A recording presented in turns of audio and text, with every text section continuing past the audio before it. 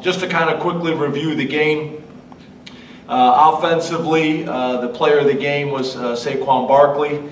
On defense, it was a combination of Grant Haley and Marcus Allen, both very, very productive guys. And then on special teams, we went with three guys that had a huge impact on our coverage units. Irvin Charles, Nick Scott, and Garrett Taylor. So it's great to see those guys really making an impact in the game on special teams. I think we're playing solid. I think we can play better. One of the things that's very important to me that I've been talking about since I got here, and really has been a challenge my entire coaching career, is offensive linemen are the nicest human beings on the planet. I've said this before, if my daughters choose to marry football players, I want them to marry offensive linemen. They're just big, nice, happy, jolly guys that put the team first, the ultimate teammates. But that's also one of the challenges. They typically have been big kids their whole life.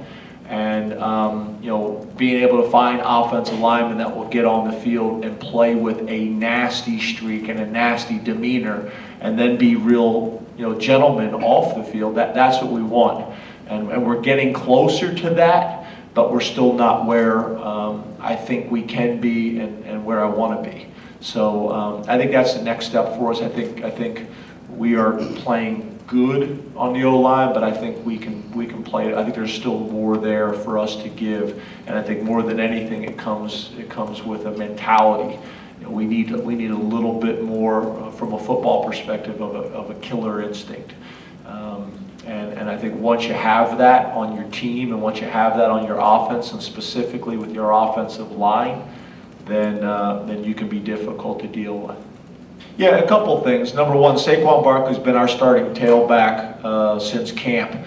I didn't want that on the depth chart because I didn't want people scheming to kick it away from him. So that's the reality of it. Our team and Saquon has known that he was the starting kickoff return guy from the beginning. I just didn't want to put it on the depth chart from a public perspective because people are going to start kicking away from it. I think that's what's going to happen now. That's why having Cole Farmer as one of our upbacks I think is really important because he's got the ability to return the ball.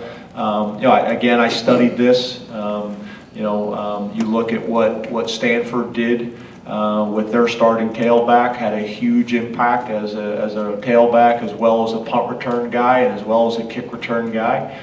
And one of the things that I don't really understand is everybody talks about how important special teams are, and it's just as important as offense and defense until you try to use your starters on special teams. I don't really get it. To me, it seems like talking out of both sides of your mouth, and we've never done that. We're in a situation now where I think we got a really good two deep on special teams. We got a returner right now that I think is leading the conference and as a punt returner, and is someone that people are watching on film and are concerned about. And I know we have a kickoff returner that I think we need to get a little bit more production out of. We've got to do a better job of blocking. But we have a kick returner that I know makes people nervous to kick it to as well. And that's no slight on those other guys. I think those other guys have a role and have the ability as well. But I think for the point that you made, Saquon Barkley is one of the more explosive players, if not the most explosive player in the country when the ball is in his hands. And this is a way for us to pretty much guarantee that he's going to get the ball, or they're going to kick it short to an up back, and we're still going to end up with really good field position.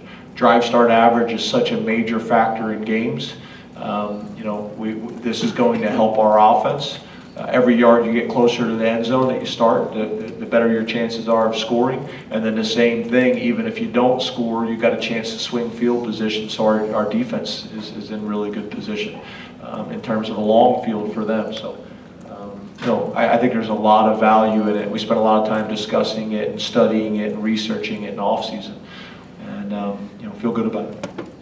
Yeah, I think we made progress. I think, again, it goes back to your point about the opponent. I think when you play a pro-style team and they're going to, drop back and do a traditional, passing game in obvious passing downs, then yeah, I think it helps you. There's no doubt about it. But I still think we can be more destructive up front with our D tackles, with our defensive ends.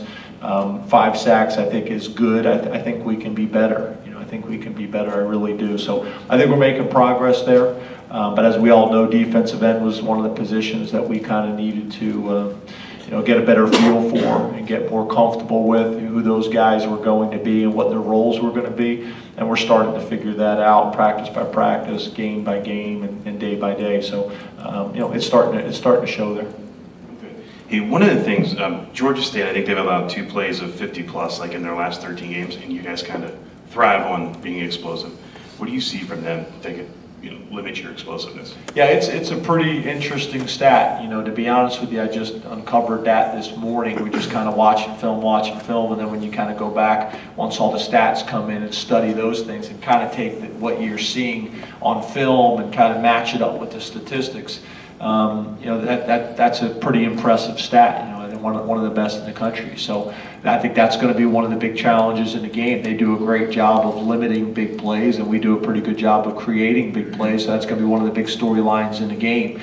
You have a number of ways of creating explosive plays. That's throwing it over their head, or that's breaking tackles. To me, that states that they're one of the better tackling teams in the country, because typically that's where a lot of explosive plays come, is you break a tackle and now you're able to take off for another 30, 40, 50 yards, whatever it may be. So, I'm going to study that a little bit more, but I think that's going to be one of the better storylines in the game.